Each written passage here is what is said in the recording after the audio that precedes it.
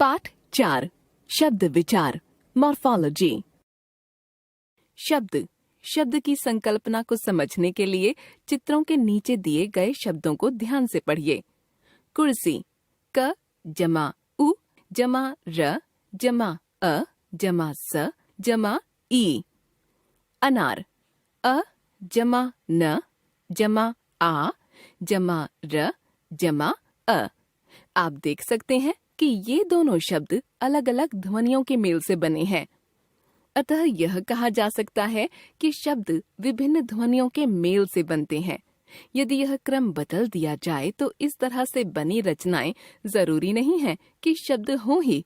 जैसे यदि कुर्सी शब्द की ध्वनियों का क्रम बदल दिया जाए तो इस तरह से बनी रुकसी र जमा उ जमा क जमा अ जमा स जमा ई।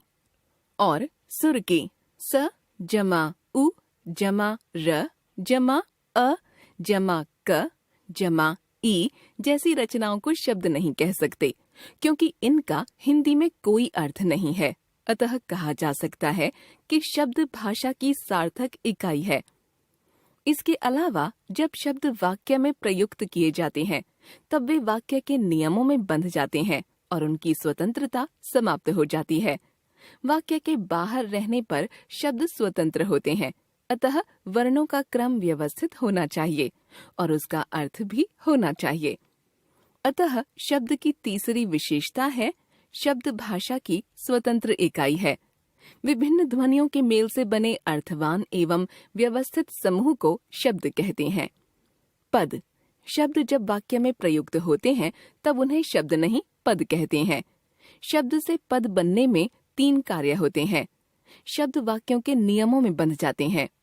वाक्य में प्रयुक्त करके शब्द को विभिन्न रूपों में प्रयोग किया जा सकता है।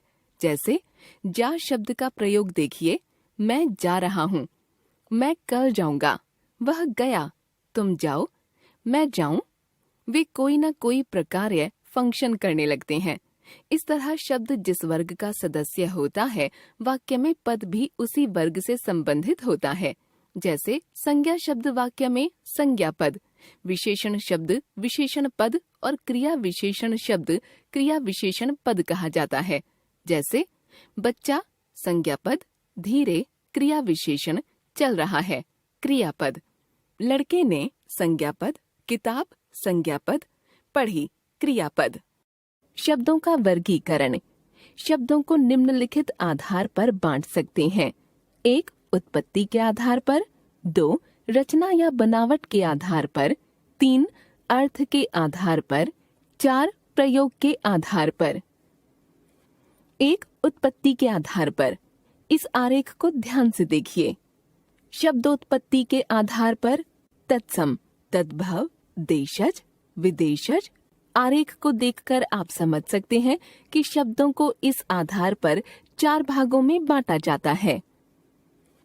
क तत्सम शब्द जो संस्कृत शब्द बिना किसी परिवर्तन के हिंदी में प्रयुक्त हो रहे हैं तत्सम शब्द कहलाते हैं। जैसे प्रकाश, अग्नि, ध्वनि, रात्रि, दृश्य आदि। ख तद्भव शब्द जो शब्द संस्कृत भाषा के शब्दों में कुछ परिवर्तन के साथ हिंदी भाषा में ग्रहण कर लिए गए हैं वे तद्भव शब्द कहलाते हैं। जैसे दुग्ध, दूध, अग्नि, आग, मुख, मुंह, रात्रि, रात आदि। हिंदी भाषा में तत्सम तद्भव शब्दों की बहुलता है। आइए इन शब्दों की सूची को देखकर अपने शब्दकोश को बढ़ाएं। तत्सम तद्भव अर्ध आधा, अश्रु आंसू, ओष्ठ होंठ, आश्रय आसरा, अक्षि आंख, अग्र आगे, कंकण कंगन, कपाट किवाड़, दधी दही, कर्ण कान, स्वर्ण सोना, प्रस्तर पत्थर, जीवा जीभ, दुग्ध दूध, मुष्टि मुट्ठी, नृत्य नाच, हस्त हाथ, नासिका नाक, सर्प सांप, काष्ठ काठ, निद्रा नींद, मृत्तिका मिट्टी, दंत दांत, सत्य सच, कुपुत्र कपूत, ग्राम गांव, मयूर मोर। ग देशज शब्द, भाषा में सदैव क्षेत्रीय प्रभाव देखने को मिलता है। देशज शब्द वे शब्द हैं जो क्षेत्र विशेष के प्रभाव से परिस्थितिवश या आवश्यकतानुसार विकसित हो गए हैं। देशज का अर्थ ही है देश, स्थान विशेष के प्रभाव से जन्मा। इनका अन्य कोई स्रोत नहीं है, जैसे गाड़ी, जूता, रोड़ा, खिड़की, पैसा, डिबिया, गड़बड़, झटपट आदि। घ विदेशज शब्द, भारत का संबंध पुर्तगाल, फ्रांस, ब्रिटेन आदि देशों से रहा है। यही संबंध भाषाओं में विदेशी शब्द ले आया है। विदेशी संबंध के प्रभाव से हिंदी भाषा में अरबी, फारसी, अंग्रेजी, पुर्तगाली, तुर्की आदि भाषाओं के शब्द आ गए हैं। इन्हें ही विदेशज शब्द कहा जाता है, जैसे ice cream, college, company, commission, telephone आदि अंग्रेजी से आए शब्द हैं। अखबार, अदालत, इस्तीफा आदि अरबी से आए शब्द हैं। वैसे ही चिराग, जमीन, कुर्ता, कैंची, बंदूक, तोप आदि तुर्की और आल्पिन, कनस्तर, गमला, कमरा, तौलिया, साबुन, संतरा आदि पुर्तगाली भाषा के शब्द हैं। इसी प्रकार बाजार, दुकान, सब्जी, आजादी आदि फारसी भाषा के शब्द हैं। 2 रचना के आधार पर, रचना के आधार पर शब्दों को 3 भागों में बांटा जाता है। क रूढ़, ख यौगिक, ग योग रूढ़। क रूढ़ शब्द, परंपरावश जो शब्द किसी विशेष अर्थ के लिए रूढ़ हो गए हैं और जिनके सार्थक खंड नहीं किए जा सकते, उन्हें रूढ़ शब्द कहते हैं, जैसे सोना, हाथ, पुस्तक, गाड़ी आदि। ख यौगिक शब्द, 2 शब्दों या शब्दांशों के मेल से बने शब्द यौगिक शब्द योग जमा एक यानी जोड़कर बना हुआ कहलाते हैं, जैसे सेना जमा पते, सेनापति, विद्या जमा आलय, विद्यालय, पाठ जमा शाला, पाठशाला आदि। ग योग रूढ़ शब्द, जो यौगिक शब्द किसी एक अर्थ में रूढ़ हो गए हैं, योग रूढ़ शब्द कहलाते हैं, जैसे नीर जमा ज नीरज, कमल के लिए रूढ़ हो गया है। पीत जमा अंबर, पीतांबर, श्री कृष्ण के लिए रूढ़ हो गया है। 3 अर्थ के आधार पर, अर्थ के आधार पर शब्दों को 4 भागों में बांटा जाता है।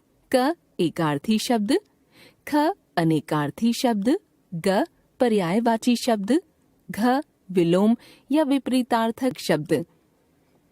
क एकार्थी शब्द, जिन शब्दों के अर्थ किसी भी परिस्थिति में नहीं बदलते तथा जो सदैव एक अर्थ में ही प्रयुक्त होते हैं, उन्हें एकार्थी, एक अर्थ वाले शब्द कहते हैं, जैसे अहंकार, पाप, कलंक, पत्नी, निपुण, स्वागत, निंदा आदि।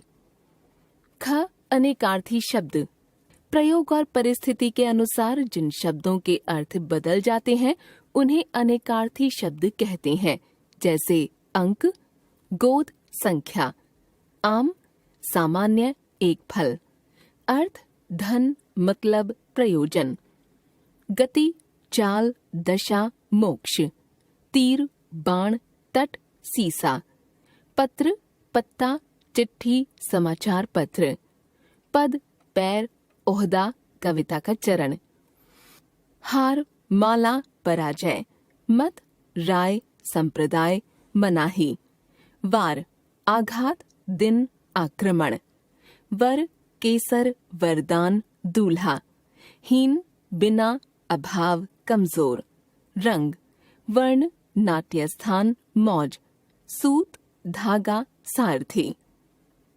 ग पर्यायवाची शब्द, लगभग समान अर्थ में प्रयुक्त होने वाले शब्द पर्यायवाची शब्द कहलाते हैं, जैसे चांद, चंद्र, निशाकर, शशि, शशांक, विश्व, दुनिया, संसार, जगत, पेड़, वृक्ष, तरु, रूख, पादप। ध्यान रखें, पर्यायवाची शब्दों का प्रयोग एक दूसरे के स्थान पर नहीं कर सकते, उनमें अंतर होता है। जैसे गंगा जल के स्थान पर गंगा पानी का प्रयोग उपयुक्त नहीं है। घ विलोम शब्द, वे शब्द जो एक दूसरे का विपरीत अर्थ देते हैं विलोम या विपरीतार्थक शब्द कहलाते हैं। जैसे आगे पीछे। रात दिन, सुख दुख, अच्छा बुरा आदि। शब्द विकार के आधार पर, विकार के आधार पर शब्दों को दो भागों में बांटते हैं। क विकारी शब्द, ख अविकारी शब्द।